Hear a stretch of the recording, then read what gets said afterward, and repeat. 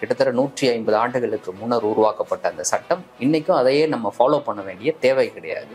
India சுதந்திரம் அடைந்து 75 ஆண்டுகள் கடந்து விட்டது. ஏன் இந்த சட்டம் பழைய மாதிரியே இருக்குது, அதை மாற்றணும். அப்போ மாற்றணும்னா என்ன செய்யணும்? வானதி சீனிவாசன் என்ன சொல்றாங்க, 1000க்கு மேற்பட்ட கூட்டங்கள் நடத்தி கருத்துக்களை கேட்டிருக்கிறோம் அப்படின்னு சொல்றாங்க.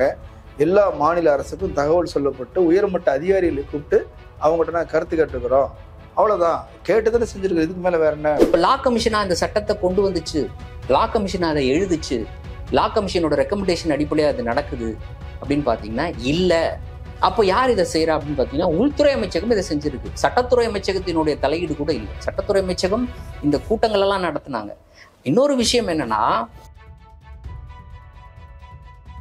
நாங்கள் ஐபிசி, சிஆர்பிசி, எவிடன்ஸ் ஆக்ட்னு சொல்லி பழக்கப்பட்டிருக்கோம். சரி, காலப்போக்கில் நீங்கள் சொல்கிற மாதிரி நாங்கள் அந்த ஹிந்தியையும் சமஸ்கிருதத்தையும் 4 பேர் தானே மனப்பாடம் கூட பண்ணிக்கிறோம். அதோட அர்த்தம் கூட எங்களுக்கு தேவை கிடையாது, மனப்பாடம் பண்ணிக்கிறோம்னு வச்சுக்கோங்க, அப்படி கூட நம்ம பேசுகிறோம். பட் அந்த சட்டத்தினுடைய உள்ளடக்கம், இப்போ நீங்கள் எந்த வகையில் காலனிய மனப்பான்மை இல்லாமல் இந்த சட்டத்தை நீங்கள் வடிவமைச்சிருக்கீங்க? பிரிட்டிஷ் வடிவமைச்சிருந்தா கூட இந்த அளவுக்கு வடிவமைச்சிருக்க மாட்டாங்க. பிரிட்டிஷோட சட்டத்திலே இருக்கிறது 15 நாள் தான். இப்போ நீங்கள் இதை 60 நாளாக மாற்றிருக்கிறீங்க. 60 நாள் கிடைப்பட்ட காலத்தில் இந்த 15 நாளை விட்டு எடுக்கலான்ட்டு.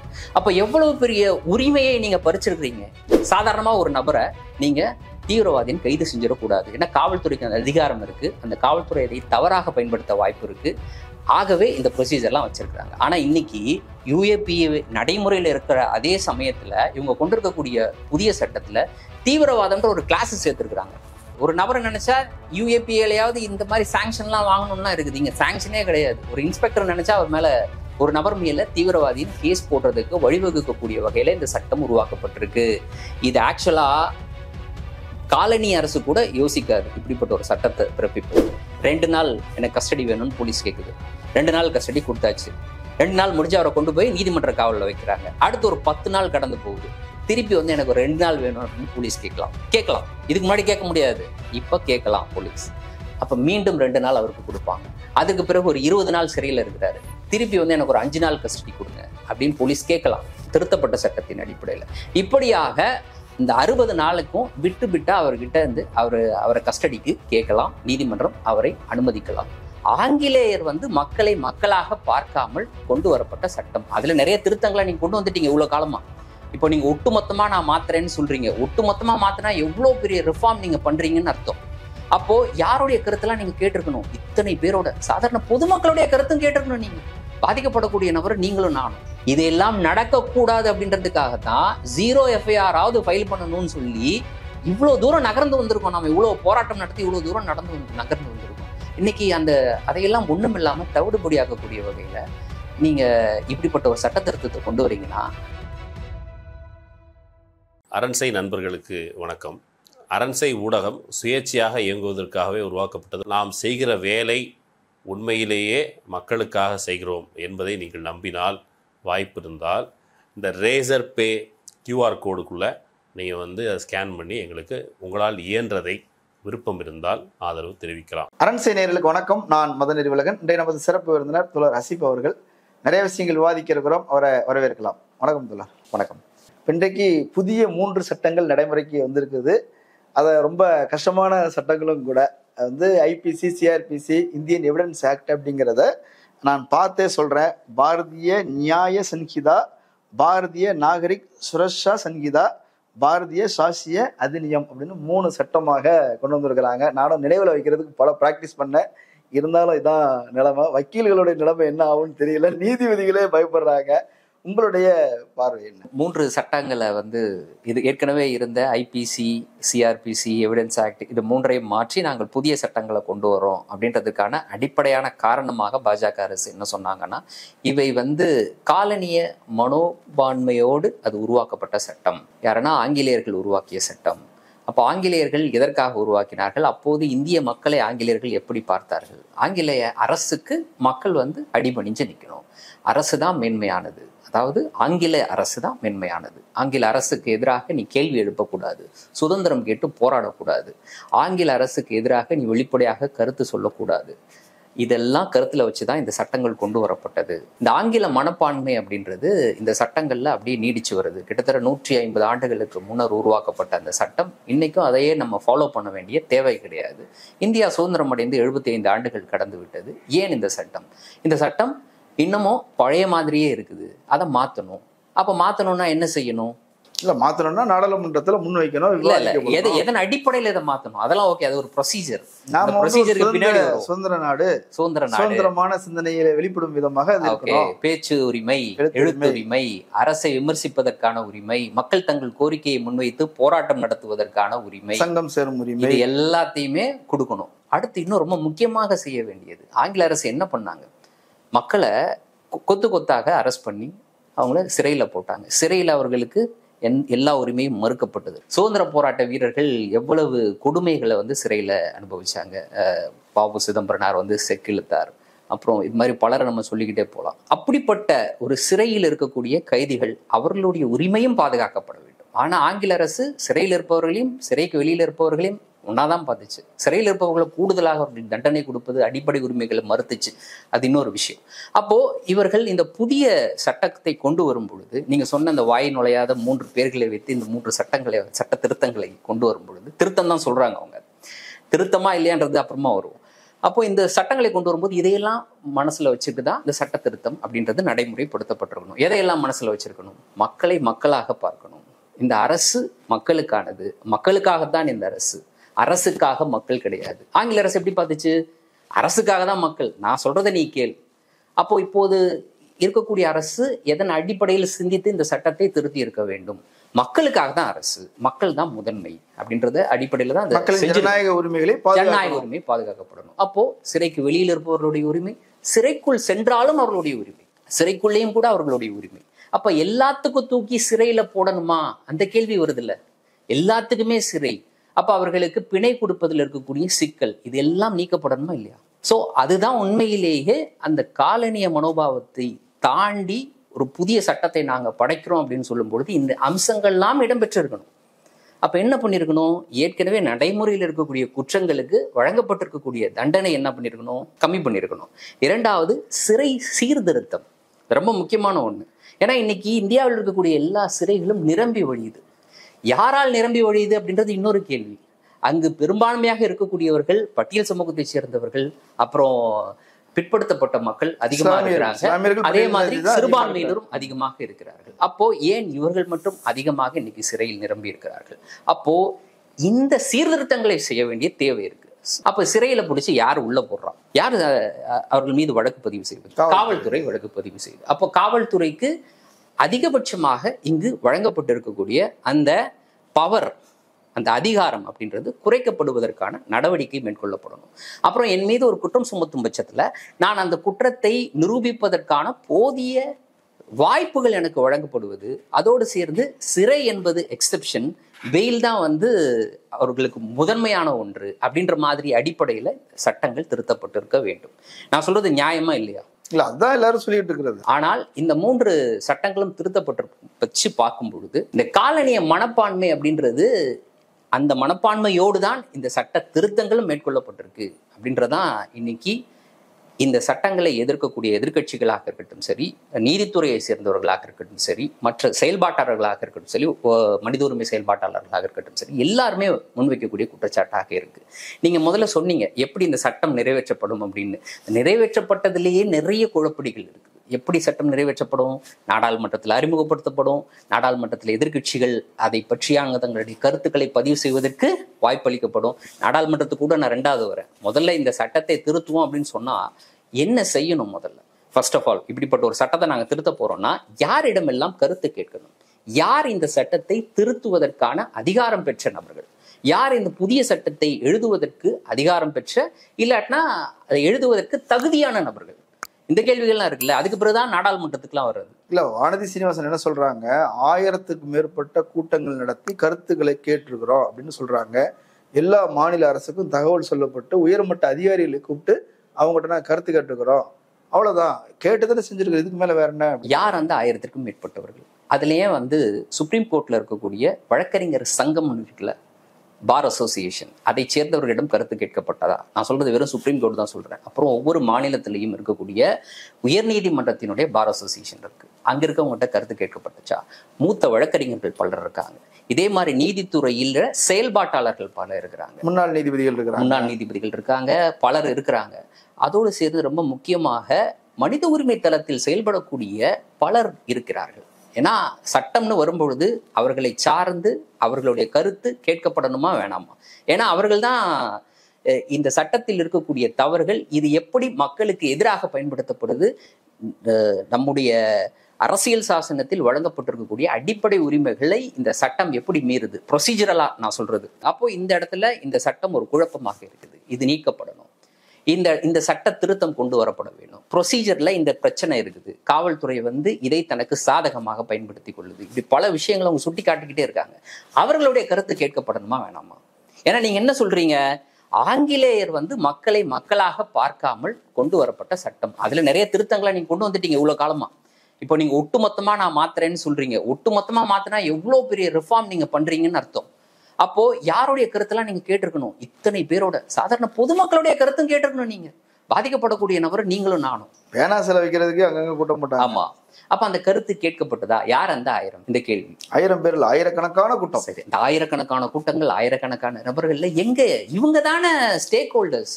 ஒரு விஷயத்துக்கு ஸ்டேக் ஹோல்டர்ஸ் நம்ம எதை சொல்றோம்? அவங்க தான் அந்த துறையில வல்லுநர்கள். அந்த வகையில அவர்கள் தான் பாதிக்கப்படக்கூடிய நபர்களாக இருக்கிறார்கள், அவர்கள் தான் கையாளக்கூடிய நபர்களாக இருக்கார்கள். அப்படின்னு பார்க்கும் பொழுது வழக்கறிஞர்கள், அந்த வழக்கறிஞர்களுடைய சங்கம், அதனுடைய தலைமை பொறுப்புல இருக்கக்கூடிய நபர்கள், குறைந்தபட்சம் அவர்களையாவது கூப்பிட்டு நீங்க இந்த சட்டங்களை இப்படி திருத்தம் கொண்டு வரோம். ஏன்னா டெய்லி அவங்க அந்த சட்டங்களை வச்சுதானே அவங்க நீதிமன்றத்துல வாதாடுறாங்க. இல்ல இப்ப இன்னைக்கு வழக்கறிஞர்கள் சொல்லும் போது கூட இந்த பெயர்கள் ஞாபகம் வச்சுக்கிறதே பெரிய போராட்டமா இருக்குது. எப்படி கனெக்ட் பண்ணிக்கிற வேற ஒரு மொழியில இருக்குது, அதை போய் சொல்றதுக்கு இப்ப நிற்கும் போதே ஒரே குழப்பமா இருக்குது, என்னன்னு சொல்றதுங்கிற மாதிரி இருக்குதுன்னு சொல்றாங்க. நீதிபதிகளும் இவர்கள் சொன்னாலும் அவங்களுக்குள்ள எங்கன்னு ஃபிட் ஆக மாட்டேனுது அப்படின்னு சொல்றாங்க. ஹிந்தியிலையும் வழக்கொழிந்த சமஸ்கிருதத்திலையும் நீங்க ஒரு பேரை வச்சுக்கிட்டு இன்னைக்கு ஒரு சட்டத்தை திருத்தம் பண்ணிட்டேன்னு சொல்லி கொடுக்குறீங்க. நாங்க ஐபிசி, சிஆர்பிசி, எவிடன்ஸ் ஆக்ட்னு சொல்லி பழக்கப்பட்டிருக்கோம். சரி, காலப்போக்கில் நீங்க சொல்ற மாதிரி நாங்க அந்த ஹிந்தியையும் சமஸ்கிருதத்தையும் 4 பேர் தானே மனப்பாடம் கூட பண்ணிக்கிறோம். அதோட அர்த்தம் கூட எங்களுக்கு தேவை கிடையாது, மனப்பாடம் பண்ணிக்கிறோம்னு வச்சுக்கோங்க. அப்படி கூட நம்ம பேசுறோம். பட் அந்த சட்டத்தினுடைய உள்ளடக்கம் அது ரொம்ப முக்கியமான ஒன்று. அதுல ஏதாவது மாற்றம் ஏற்பட்டிருக்கா? உண்மையிலேயே ஆங்கிலேயர்கள் இந்த மக்களை எப்படி பார்த்தார்களோ அதை விட ஒரு படி மேல போய் தான் இன்னைக்கு பாஜக அரசு இந்திய மக்களை பார்த்து இருக்கின்றதோ என்ற சந்தேகத்தை இன்னைக்கு நீதித்துறையை சேர்ந்த முக்கியமான நபர்கள் எழுப்பி கொண்டிருக்கிறார்கள். அப்போ அந்த காலனிய மனப்பான்மையில இருந்து பாஜக முதல்ல விடுபடல. சென்னை அப்படி சொல்றீங்க, அப்ப நாடு முழுக்க இதுக்கு எதிர்ப்பு வந்திருக்கணும். ஆனா கர்நாடக அரசும் தமிழ்நாடு அரசும் மட்டும் தான் எதிர்ப்பு தெரிவிச்சிருக்கு, வேற எதிர்ப்பு ஒன்றும் இல்லை. வழக்கறிஞர்கள் போராட்டம் கூட தமிழ்நாட்டில் தான் நடந்துகிட்டு இருக்குது, பெரிய அளவில் இல்லை. மக்கள் சார்ந்த அமைப்புகள் எதுவும் பெரிய போராட்டங்கள் பண்ணல, இப்படிலாம் சொல்றாங்களா? அப்படி ஒன்றும் எதிர்ப்பு இல்லையே. நாடாளுமன்றத்தில் எதிர்கட்சிகள் இந்த சட்டத்தை அறிமுகப்படுத்தியது தொடங்கியே அந்த சட்டம் நிறைவேற்றப்பட்ட விதம் வரைக்கும் இன்ன வரைக்கும் எதிர்த்துட்டு தான் இருக்கிறாங்க. இப்போ நாடாளுமன்றத்தில் மக்கள் ஓட்டு போட்டு அனுப்புனாங்களா? அவங்களாம் யாரு? வெறும் தமிழ்நாட்டிலையும் கர்நாடகத்திலையும் தேர்ந்தெடுக்கப்பட்ட நபர்களா? எதிர்கட்சியை சேர்ந்தவர்கள், இந்தியா முழுக்க தேர்ந்தெடுக்கப்பட்டவர்கள். அவர்கள் என்ன சொல்றாங்க? இன்னைக்கு என்ன சொல்றாங்க? 18வது நாடாளுமன்றம் அமைந்திருக்கிறது. நீங்க போன நாடாளுமன்ற கூட்டத்தொடரில் அந்த சட்டங்களை எப்படி நிறைவேற்றினீங்க அப்படின்றது எங்களுக்கு தெரியும். இந்த 3 சட்டங்களும் நிறைவேற்றப்படுது. எப்படி நிறைவேற்றப்படுது? கிட்டத்தட்ட 146 நாடாளுமன்ற உறுப்பினர்களை சஸ்பெண்ட் செய்துவிட்டு அவர்கள் இல்லாமல் இந்த சட்டம் எந்த விவாதமும் இல்லாமல் நிறைவேற்றப்படுது. அதுதான் கவனிக்க வேண்டிய விஷயம். அப்போ அந்த விவாதம் நடப்பதற்கு முன்னரே எதிர்கட்சிகள் தங்களுடைய எதிர்ப்பை தெரிவித்தார்கள். அந்த சட்டத்தில் இருக்கக்கூடிய பல அம்சங்களை எதிர்த்தார்கள். இது கூடாதுன்னு சொன்னாங்க, இது வேணான்னு சொன்னாங்க, இதை சேர்க்கணும்னு சொன்னாங்க. இதெல்லாம் கருத்துல எடுத்துக்கொள்ளப்படாமல் எல்லாரையும் நாடாளுமன்றத்திலிருந்து துரத்தி விட்டுட்டு நீங்க இந்த சட்டத்தை நிறைவேற்றிட்டு உடனடியாக குடியரசுத் தலைவர் ஒப்புதலை வாங்கிட்டு புதிய அரசு அமைந்த 1 மாதம் கூட முடியல, அதற்குள்ள இந்த சட்டத்தை நீங்க நடைமுறைப்படுத்துறீங்க. எதிர்கட்சிகள் இன்னைக்கும் கேள்வி எழுப்பிட்டு இருக்காங்க நாடாளுமன்றத்துல, இதை மீண்டும் விவாதிக்க வேண்டும் அப்படின்னு. நாடாளுமன்றத்துல மீண்டும் விவாதிக்க வேண்டும் கோரிக்கை முன் வச்சிருக்காங்க. இது எதிர்ப்பு இல்லையா? சரி, இன்னொன்னு என்ன, போராட்டம் நடக்கிறது மட்டும் மேட்டர் கிடையாது, இது எதிர்ப்பு இல்லையா? சரி, ஓகே, எதிர்க்கிறாங்க. ஆனா இன்னொரு வாதம் வைக்கப்படுது இல்ல, இப்ப நாட்டுல குற்றங்கள் பெருகி இருக்கிறது. அப்ப இந்த குற்றத்தை கட்டுப்படுத்தணும் அப்படின்னா மக்களுக்கு சட்டத்தின் மீது ஒரு பயம் இருக்கணும். பயம் இல்ல, அப்ப சட்டத்தை கடுமையாக்கி இருக்கிறோம். இதுதான் விஷயம். இதுவே ஒரு பெண்கள் மீதான ஒரு வழக்கொழிந்த வாதம். ஏன்னா சட்டங்கள் கடுமையாக்கப்படுவதன் மூலமாக குற்றங்கள் குறைவது அப்படின்றது இது சயின்டிபிக்கலா உலக அளவுல ஏற்றுக்கொள்ளப்படாத ஒரு வாதம். இல்ல இப்ப என்ன சொல்றாங்க, இல்ல இது உண்மையா பைக்ல இல்லையா நான் சொல்றது? இல்ல நீங்க சொல்றீங்க என்ன சொல்றாங்கன்னா, இப்ப பைக்ல போறாங்க, லைசென்ஸ் இல்லாம போறாங்க, பிடிச்சா 500 ரூபாய் ஃபைன் கட்டிட்டு போயிட்டே இருக்கிறான். ஏன்னா அவர் 10,000 மாத்தும் போது பயப்படுவான்ல. அவரை பிடிச்சி சிறையில போட்டுடலாமா ஒரு 6 மாசம்? லைசன்ஸ் இல்லாம ஒரு பாவம் வீட்டுல மறந்துட்டு வச்சிருப்பாரு, 10,000 அவர் ரூபாய் வந்து போறாரு, அவர் தூக்கி சிறையில போட்டுடலாமா? நீங்க சொல்றீங்க 10,000 ரூபாய் ஃபைன்ன்றது பெரிய விஷயம் தான். நான் வந்து ஒரு பால் வியாபாரி, ஒரு சாதாரண பால் வியாபாரி, ஒரு டிவிஎஸ் 50 வச்சிருக்கேன். நான் வந்து 4-5 பால் டின்னை வந்து வண்டியில கட்டிக்கிட்டு நான் எடுத்துட்டு என் ஊர்ல இருந்து பக்கத்து ஊர் வரைக்கும் போறேன். போகும்போது தெரியாம லைசன்ஸை மறந்துட்டேன். அந்த பாலை வித்தா எனக்கு கிடைக்கிற லாபம் மிஞ்சி போனா ஒரு 500 ரூபா 600 ரூபாய் இருக்காது. சொல்றேன் ஒரு எக்ஸாம்பிளுக்கு. லைசன்ஸ் நான் மறந்துட்டு வீட்டுல வச்சுட்டு வந்துட்டேன்றதுக்காக அவர்கிட்ட 10,000 ரூபாய் வாங்கினா அவருடைய ஒட்டுமொத்த வருமானம், ஒரு மாசத்தோட வருமானத்தை நீங்க வாங்க சொல்றீங்க, சரியா இல்லையா? அப்போ இது நிச்சயமாக, அதான் நான் ஏற்கனவே சொன்னேன், சயின்டிபிக்கா பார்க்க போனா தண்டனைகள் அதிகரிப்பதன் மூலமாக குற்றங்களை குறைக்க முடியும் அப்படின்றதுக்கு எந்த முன்னுதாரணமும் கிடையவே கிடையாது. அதுதான் உலக அளவில் ஏற்றுக்கொள்ளப்பட்ட ஒரு விஷயம். அப்படி இருக்கும் பொழுது நீங்க என்ன சொல்றீங்க, இது காலனிய சட்டம், அதை மாற்ற போறேன் அப்படின்னு சொல்லிட்டு ஏன் 21 புதிய குற்றங்களை நீங்க உள்ள சேர்க்கிறீங்க? நீங்க இருக்கிற குற்றங்களை குறைக்கணுங்க. இது குற்ற செயல் கிடையாதுன்னு சொல்லணும். நீங்க ஏன் 21 குற்றங்களை அதிகப்படுத்துறீங்க? புதுசா இன்ட்ரோடியூஸ் பண்றீங்க. இன்ட்ரோடியூஸ் பண்ண குற்றங்கள்ல சில விஷயங்கள்லாம் ஓகே. இப்ப காலத்திற்கு ஏற்றாற் போல, குறிப்பா பாஜக அரசு வந்ததற்கு பிறகு நடைபெறக்கூடிய புதிய வகையான குற்றம் என்ன குற்றம்? ஒரு ஒரு ஒரு ஒரு நபர், ஒரு மைனாரிட்டி, அதாவது ஒரு இஸ்லாமிய சமூகத்தை சேர்ந்தவர் மாட்டுக்கறி வச்சிருக்கிறாருன்னு சொல்லிட்டு கும்பலா சேர்ந்து அடிச்சு கொலை செய்றீங்க.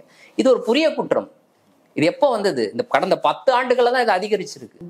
ரொம்ப ரேரா அங்க ஒண்ணு இங்க ஒண்ணு நடந்துட்டு இருக்க விஷயத்த நீங்க இன்னைக்கு ஆர்கனைஸ்டா செய்ய வச்சிருக்கீங்க. இந்த குற்றத்தை நீங்க குற்றம்னு சேர்த்திருக்கிறீங்க. வரவேற்கிறோம். அதே போல ஹேட் ஸ்பீச், சாதாரணமா, ரொம்ப சாதாரணமாக ஒரு நபரினுடைய மதம் சார்ந்து, இல்லைன்னா அவருடைய இனம் சார்ந்து, அவர் சாதி சார்ந்து இன்னைக்கு வந்து பொது வெளியில சாதாரணமா பேசுவது அப்படின்றது மறுபடியும் பாஜக அரசு வந்ததற்கு பிறகு அதிகரித்திருக்கக்கூடிய ஒரு விஷயம். இதையும் நீங்க அந்த குற்றத்துல சேர்க்கிறீங்க. இதெல்லாம் நம்ம ஏத்துக்கலாம். ஆனா நீங்க வேறு சில குற்றங்களை உள்ள புதுசா சேர்த்திருக்கிறீங்களே, அதுதானே இங்க கேள்விக்குள்ளாகுது. அதோட இந்த ப்ரொசீஜரல்ல இருக்குல்ல சில லேப்ஸ், அது கிளியராகவே இல்லை அப்படின்னு சொல்லிட்டு இன்னைக்கு வழக்கறிஞர்களே சொல்றாங்க, நீதித்துறையை சேர்ந்தவர்கள் சொல்றாங்க. இதை வந்து காவல்துறை தனக்கு சாதகமாக பயன்படுத்தி கொள்ளும் அப்படின்னு சொல்றாங்க. உதாரணத்துக்கு, ஏற்கனவே இருந்த நடைமுறையின் அடிப்படையில் ஒரு நபர் கைது செய்யப்படுறாரு அப்படின்னா அவர் மீது இருக்க குற்றத்தின் அடிப்படையில் அவருக்கு வந்து போலீஸ் கஸ்டடி அப்படின்றது கிடைக்கும். எப்பன்னா அவர் கைது செய்த உடனேயே அன்னையிலிருந்து இல்லை அடுத்த நாள் இருந்து ஒரு 15 நாட்களுக்குள்ள, அதிகபட்சமாக 15 நாள் அப்படின்றது கஸ்டடி கொடுக்கப்படும். அப்போ அந்த கஸ்டடியில் கூப்பிட்டு உட்கார வச்சு போலீஸ் வந்து விசாரிக்கும் அந்த நபரை. அதுலேயும் வந்து விசாரணை எப்படி நடத்தணும், அந்த நபரை அந்த கஸ்டடியில் இருக்கும்போது எப்படி நடத்தணும், எப்படி கூட்டிகிட்டு போறீங்களோ அப்படியே கொண்டு வந்து விடணும், இதெல்லாம் நிறைய ப்ரொசீஜர்லாம் இருக்குது. இதெல்லாமே சொல்லப்பட்டிருக்கு சட்டத்தில். அந்த 15 நாளை ஒட்டுமொத்தமாக எடுத்துக்கலாம். இல்லாட்டா அதில் நீதிமன்றம் இல்லை மேஜிஸ்ட்ரேட் வந்து அவர் முடிவெடுக்கிறாரு, இந்த குற்றத்துக்கு ஒரு 3 நாள் போதும் போலீஸ் கஸ்டடி, இல்லைன்னா 2 நாள் போதும் அப்படின்னு முடிவெடுக்கிறாரு. 2 நாள் கொடுப்பாரு. இல்லை இது பெரிய குற்றமா இருக்கு, போலீஸ் நிறைய விசாரிக்க வேண்டியது இருக்கு, வச்சுக்கோ 15 நாள்னு கூட கொடுப்பாங்க. அது எப்போ முடியும் அப்படின்னா, அந்த அவர் கைது செய்த நாள்ல இருந்து அடுத்த 15 நாளுக்குள்ள முடிஞ்சிடும். போலீஸ் கஸ்டடினா இந்த 15 நாளுக்குள்ள தான் எடுக்கணும். இந்த கஸ்டடி முடிஞ்சதுக்கு பிறகு அவருக்கு ரொம்ப முக்கியமான ஒரு விஷயம் இருக்குல்ல, பெயிலுக்கு அப்ளை பண்ணுவார். அவர் பிணை கேட்பார். சரி, என்னை அரெஸ்ட் பண்ணிட்டீங்க, போலீஸ் விசாரணையும் நடந்துருச்சு, அதுக்கு பிறகு நான் என் சிறையில் இருக்கணும், வழக்கு நடக்கிற வரைக்கும் எனக்கு பிணை கொடுங்கள். வழக்கினுடைய தன்மையின் அடிப்படையில் அவர் மீது குற்றம் இருக்குதா இல்லையா, அதற்கு முகாந்திரம் இருக்குதா, இல்லை அவர் வெளியில போனால் சாட்சிகளை கலைப்பாரா, இதெல்லாம் கருத்தில் வச்சுக்கிட்டு நீதிமன்றம் அவருக்கு பிணை கொடுக்கும். கீழ் நீதிமன்றத்தில் ட்ரை பண்ணுவார், அதுக்கு பிறகு மாவட்ட நீதிமன்றத்தில் ட்ரை பண்ணுவார், அப்புறம் ஹைகோர்ட்டுக்கு போவார், சுப்ரீம் கோர்ட் போவார். அவருக்கு ஒரு பெரிய பவர் இருக்குது. அதாவது கைது செய்யப்பட்டவர் பிணையில் வெளியில் வருவதற்கான இவ்வளோ உரிமை இருக்குது. இப்படி இருக்கக்கூடிய சூழ்நிலையில நீங்க இப்ப எப்படி மாத்திருக்கீங்க அப்படின்னா, ஒரு நபர் கைது செய்யப்பட்டதுல இருந்து 60 நாள் இருக்கு பார்த்தீங்களா, அந்த 60 நாளுக்கு இடைப்பட்ட காலத்துல அந்த 15 நாள் கஸ்டடி இருக்குல்ல, அதை நான் பார்ட்டா எடுத்துக்கலாம். புரியுதா? இப்ப நான் கைது செய்யப்பட்டு என்னை வந்து மேஜிஸ்ட்ரேட் முன்னாடி நிறுத்துறாங்க. 2 நாள் எனக்கு கஸ்டடி வேணும்னு போலீஸ் கேட்குது. 2 நாள் கஸ்டடி கொடுத்தாச்சு. 2 நாள் முடிஞ்சு அவரை கொண்டு போய் நீதிமன்ற காவலில் வைக்கிறாங்க. அடுத்து ஒரு 10 நாள் கடந்து போகுது.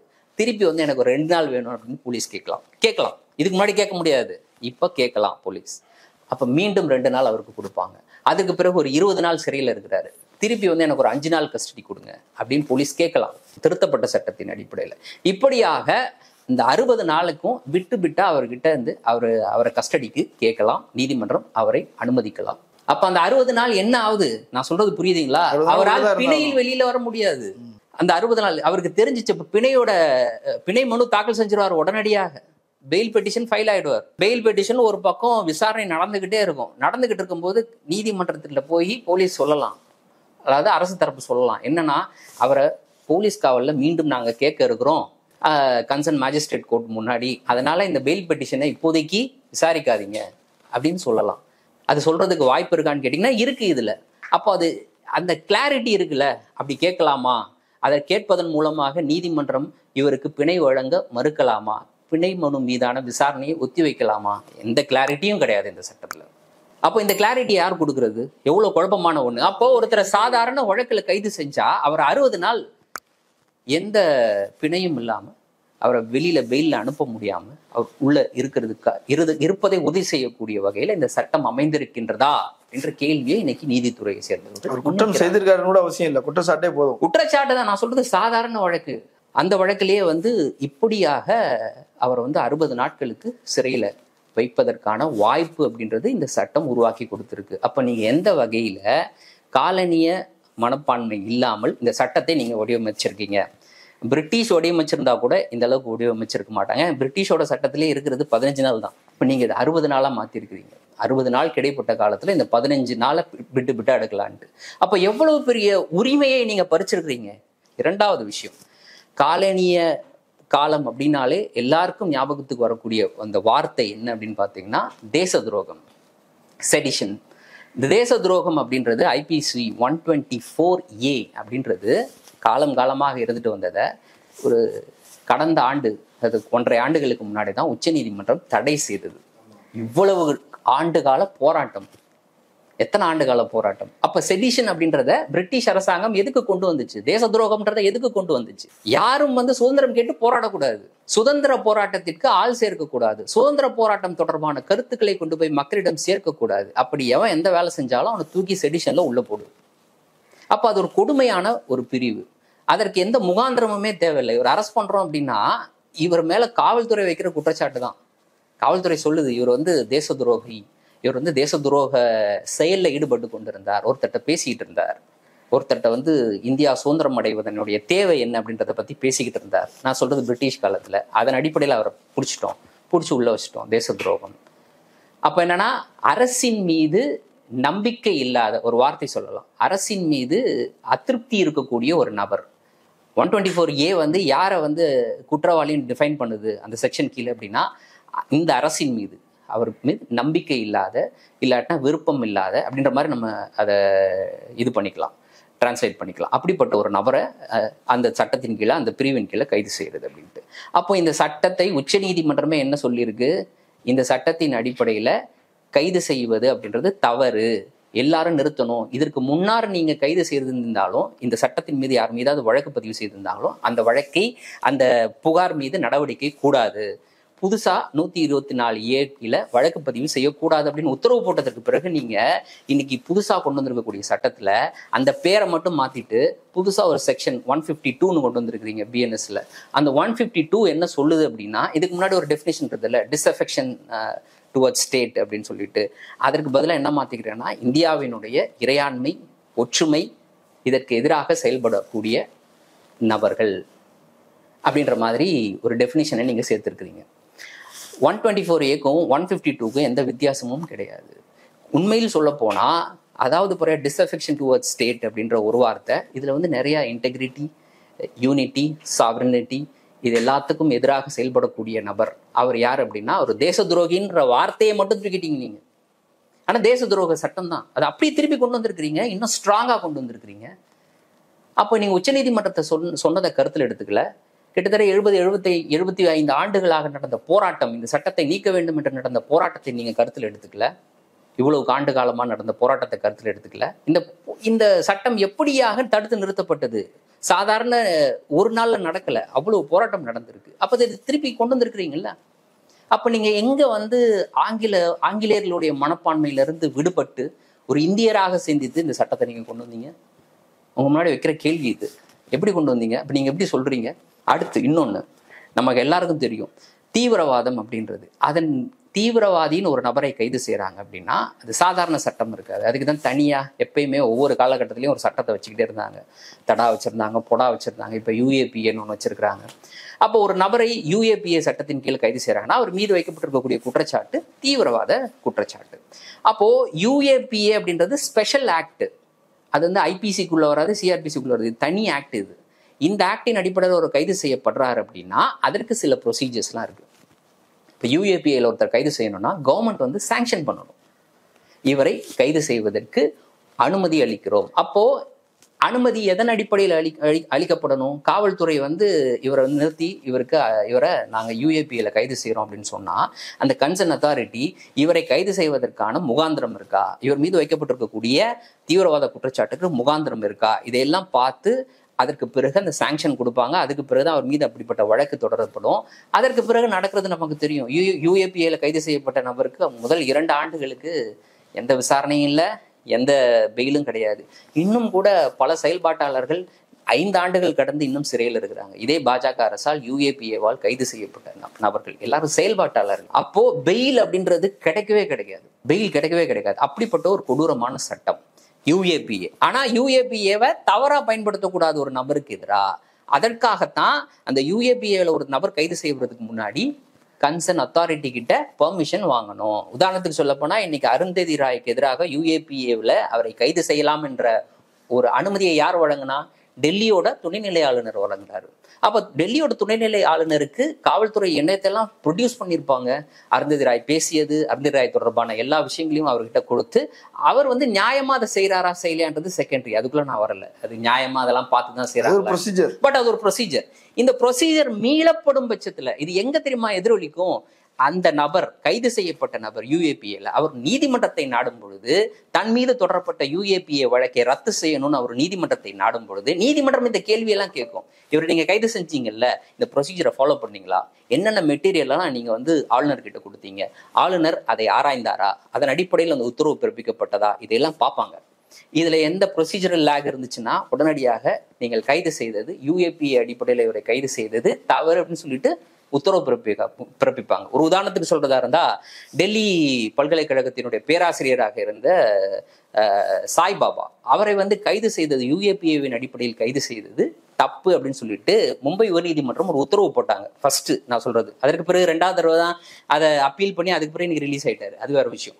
ஃபர்ஸ்ட் டைம் வந்து அவங்க சொன்னது என்ன அப்படின்னா, இந்த ப்ரொசீஜரை நீங்க ஃபாலோ பண்ணல, காவல்துறை சரியாக ஃபாலோ பண்ணலன்னு சொன்னாங்க.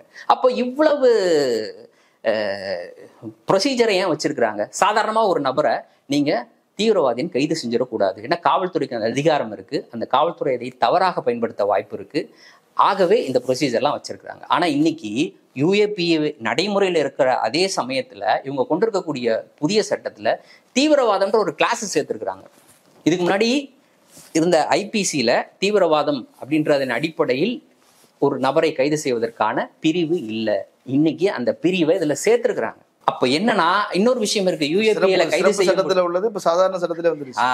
இப்ப சிறப்பு சட்டத்துல இன்னொரு விஷயம் என்னன்னா, யூஏபிஏல ஒரு நபர் மீது வழக்கு பதிவு செய்தா அதை விசாரிக்கக்கூடிய அதிகாரி இந்த மட்டத்துல ஒரு எஸ்பி ரேஞ்சில் இருக்கணும், அந்த ரேங்க்ல இருக்கணும், அவர் தான் விசாரிக்கணும், அப்படிலாம் நிறைய இதெல்லாம் இருக்குது. இன்னைக்கு யூஏபிஏல கைது செய்யற எல்லாருமே என்ஐஏ தான் விசாரிக்குது, நேரா என்ஐஏக்கு மாற்றப்படுது, என்ஐஏ தான் விசாரிக்குது.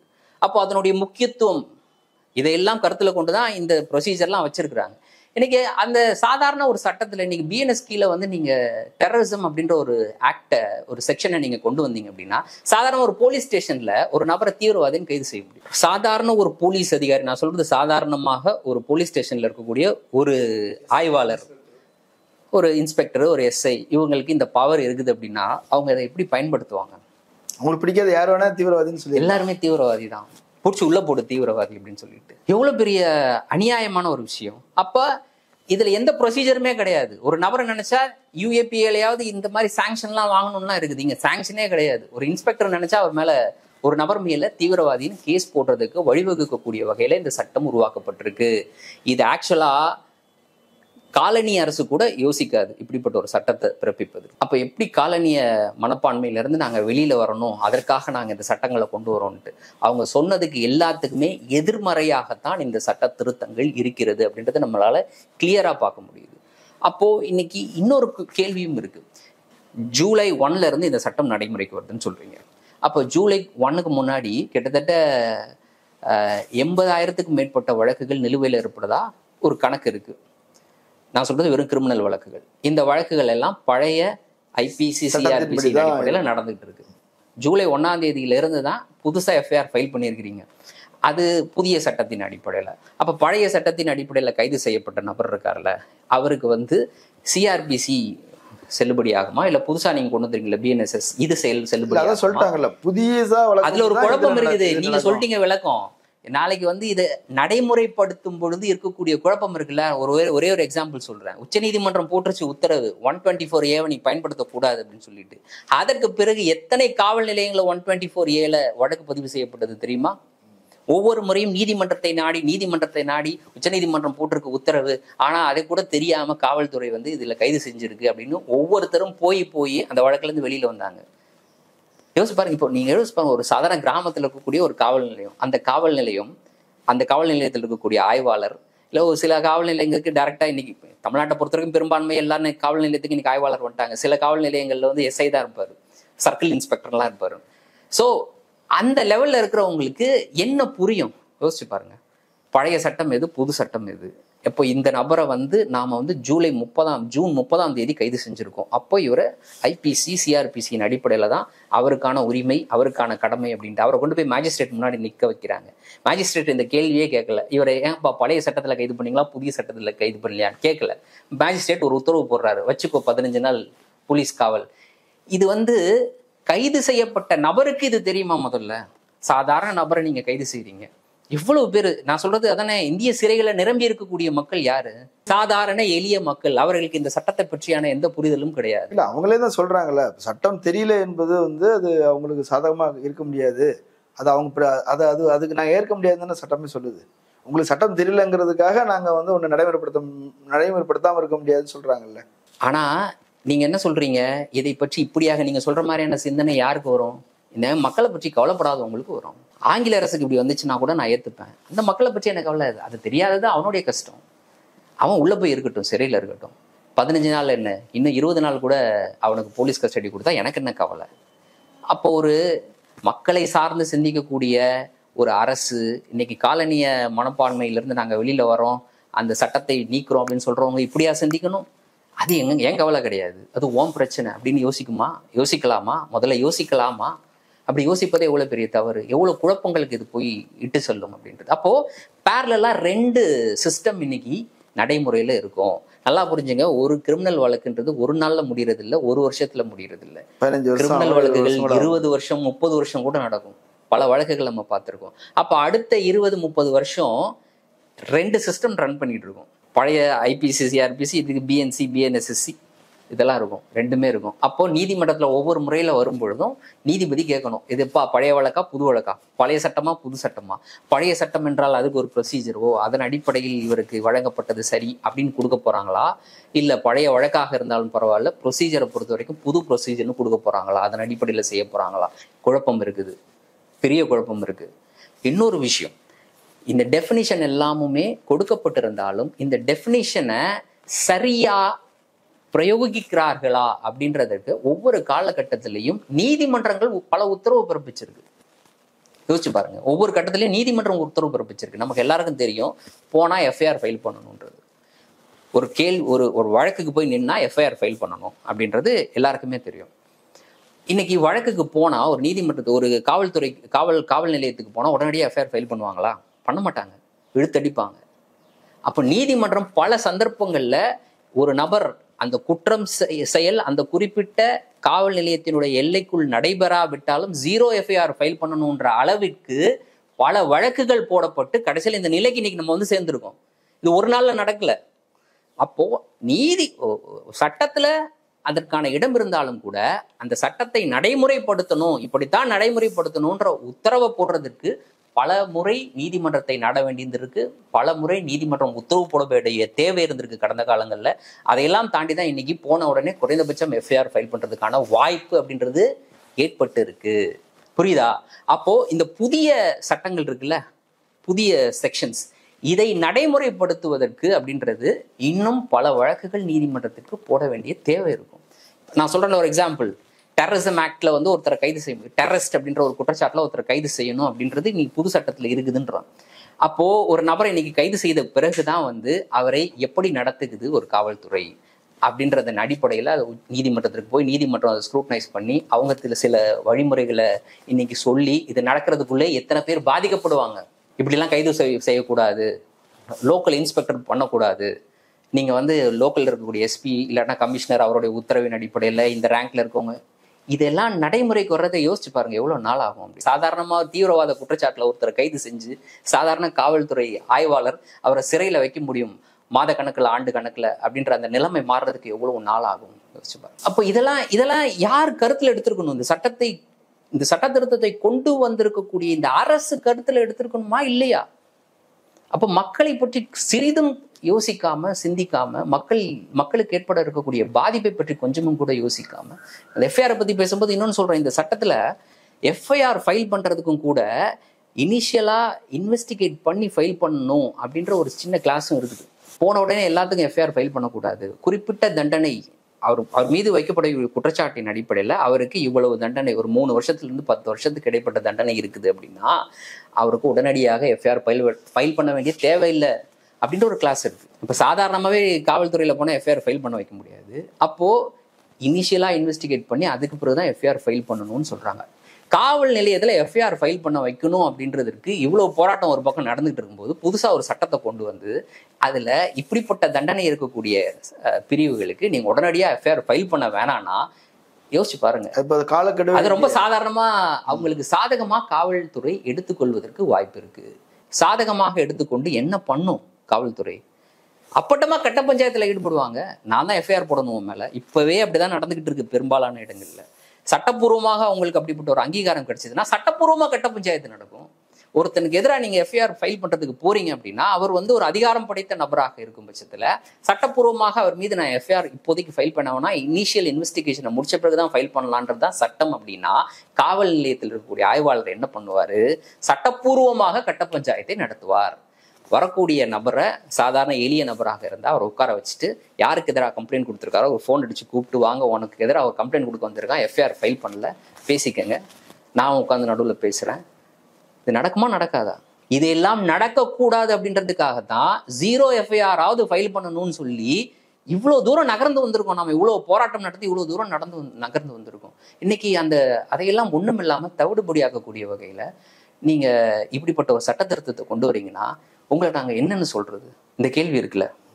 ஸோ இது எல்லாமுமே வந்து காலனிய மனப்பான்மையில் இருந்து விடுபடுவதற்கான எந்த வழியும் கிடையாது. இன்னொரு மறுகாலனியம் தான் சொல்லணும். இதை அது வந்து ஆங்கிலேயர்களுடைய காலனி ஆதிக்கம், இது வந்து இப்போது இருக்கக்கூடிய அரசின் பாஜகவினுடைய காலனி ஆதிக்கம். அப்படித்தான் புரிஞ்சுக்கணும். ஏன்னா அப்படித்தான் நீங்க கொண்டு வந்திருக்கக்கூடிய சட்டத்திட்டம் எல்லாமுமே குழப்பங்கள் இருக்கக்கூடிய ஒன்று, மிகப்பெரிய குழப்பங்கள் இருக்கக்கூடிய ஒன்று. ஸோ இதை நீங்க இவ்வளவு வேகமாக, அதுவும் எதிர்கட்சிகளினுடைய எந்த கருத்தையும் கேட்காம நீங்க ஏன் இவ்வளவு வேகமா நீங்க கொண்டு வரீங்கன்றது. நான் முதல்ல சொன்னல, இந்த சட்டங்களை திருத்துவதற்கு, புதிய சட்டங்களை எழுதுவதற்கு நீங்க ஒரு அமைப்பை உருவாக்க வேண்டும்ல. அது யாரு பொருத்தமாக இருக்குன்னா லா கமிஷன் தான் இருக்கும். இப்போ லா கமிஷனா இந்த சட்டத்தை கொண்டு வந்துச்சு, லா கமிஷன் அதை எழுதுச்சு, லா கமிஷனோட ரெக்கமெண்டேஷன் அடிப்படையாக அது நடக்குது அப்படின்னு பார்த்தீங்கன்னா இல்லை. அப்போ யார் இதை செய்யறா அப்படின்னு பார்த்தீங்கன்னா உள்துறை அமைச்சகம் இதை செஞ்சிருக்கு. சட்டத்துறை அமைச்சகத்தினுடைய தலையீடு கூட இல்லை. சட்டத்துறை அமைச்சகம் இந்த கூட்டங்கள் எல்லாம் நடத்தினாங்க. இன்னொரு விஷயம் என்னன்னா, இந்திரா ஜெய்சிங் சொல்றாங்க, மூத்த வழக்கறிஞர் இந்திரா ஜெய்சிங், அவங்க என்ன சொல்றாங்க அப்படின்னா, இப்படி நடத்திய கூட்டத்துல, சட்டத்துறை அமைச்சகம் நடத்திய கூட்டத்துல இந்த சட்டம் தொடர்பா உச்சநீதிமன்றத்தினுடைய தலைமை நீதிபதி கலந்துகிட்டாரு அப்படின்றாங்க. அவங்க என்ன சொல்றாங்கன்னா, உச்சநீதிமன்ற தலைமை நீதிபதி இந்த கூட்டத்துல கலந்து கொண்டிருக்க கூடாது அப்படின்றாங்க. ஏன் கடந்து கொண்டிருக்க கூடாது அப்படின்னா, நாளைக்கு இந்த சட்டங்களை எதிர்த்து நீதிமன்றத்தை நாடும் போது அவர் தான் விசாரிக்க போறாரு. அப்போ இந்த கூட்டத்துல கலந்து கொண்டு சரிதான்னு அவர் வெளியில வந்து பேசுறாரு, இந்த சட்டங்கள்லாம் தேவைன்னு வெளியில பேசுறாரு. அவரே போய் நாளைக்கு விசாரணையில உட்காருவாரு, இந்த சட்டங்களை எதிர்த்து அவர் முன்னாடியே வழக்கு வரும். அப்ப அவர் என்ன பண்ணுவாரு? எப்படி அவர் முதல்ல அதை விசாரிக்கலாம்? முதல்ல சரி, நான் இந்த கூட்டத்துல கலந்துக்கிட்டேன், இந்த சட்டங்களை உருவாக்குனேன், அந்த கூட்டத்துல நான் கலந்துக்கிட்டேன், ஆகவே நான் இதை விசாரிக்க மாட்டேன், இன்னொரு பெஞ்சுக்கு இதை நான் கொடுக்குறேன் அப்படின்னு அவர் ஃபார்வர்ட் பண்ணலாம். நியாயமாக நடந்தால் ஃபார்வர்ட் பண்ணலாம். ஆனா இவ்வளவு பெரிய முக்கியமான ஒரு வழக்குகளை, இப்படிப்பட்ட முக்கியமாக தேச முக்கியத்துவம் வாய்ந்த மக்களுடைய பிரச்சனை சார்ந்த இந்த வழக்கை தலைமை நீதிபதி விசாரிக்காம இன்னொரு நீதிபதி விசாரிக்கிறது சரியாக இருக்குமா? அப்போ இதையெல்லாம் கருத்துல கொண்டு தலைமை நீதிபதி அந்த கூட்டத்துல கலந்திருக்க கூடாது, இவங்க அழைத்திருக்க கூடாது. அப்ப இவங்களுக்கு தான் எந்த ப்ரொசீஜரும் கிடையாது, எதுவும் கிடையாது. நான் தான் கொண்டு வரேன் சட்டம், இதை நீ வந்து நீதிமன்றத்துல போய் எதிர்க்கிறேன்னா அது உன்னோட பிரச்சனை, அதுக்கு எனக்கு சம்மந்தம் கிடையாது. இதெல்லாம் அவங்க யோசிச்சிருக்க மாட்டாங்க. அப்புறம் இது வந்து லா கமிஷனுடைய பங்கு என்ன, உள்துறை எங்கேருந்து வந்துச்சு? குறைந்தபட்சம் சட்டத்துறை தானே அந்த சட்டத்தை எழுதியிருக்கணும். இந்திரா ஜெய்சிங் என்ன சொல்றாங்கன்னா, இது வந்து உள்துறை எழுதியிருக்கு இந்த சட்டத்தை, உள்துறைக்கு எங்கேருந்து வந்துச்சு அப்படின்ற கேள்வியை அவங்க எழுப்புறாங்க. ஸோ ஆகவே தான் சொல்றேன், இந்த சட்டம் உருவாக்கப்பட்ட விதம் தொடங்கி இந்த சட்டத்தை அவங்க வடிவமைத்த விதம், அதற்காக அவர்கள் யாரிடம்லாம் கருத்து கேட்டார்கள், யாரையெல்லாம் உள்ளடக்கி இந்த சட்டம் உருவாக்கப்பட்டுச்சு, யார் இந்த சட்டத்தை வரைந்தது, எழுதியது, இதுவே வந்து பெரிய கேள்விக்குள்ளாகக்கூடிய ஒரு விஷயம். ரெண்டாவது, இந்த சட்டம் நாடாளுமன்றத்தில் நிறைவேற்றப்பட்ட விதம், எதிர்க்கட்சிகளே இல்லாமல் எந்த கேள்வி கணக்கும் இல்லாமல் சட்டத்தை நிறைவேற்றிட்டீங்க. மூன்றாவது, இன்னைக்கு அப்ளை பண்ண வந்திருக்கிறீங்க நடைமுறைக்கு வரும்போது இவ்வளவு சிக்கல்கள் இருக்கு, இதை எப்படி தீர்க்க போறீங்க அப்படின்ற போது இந்த சட்டம் கொண்டு வரப்பட்ட விதம் தொடங்கியே வந்து கேள்விக்குள்ளாக்கப்பட வேண்டிய ஒன்று. ஓகே, நிறைய தகவல்கள் சொல்லியிருக்கிறீங்க.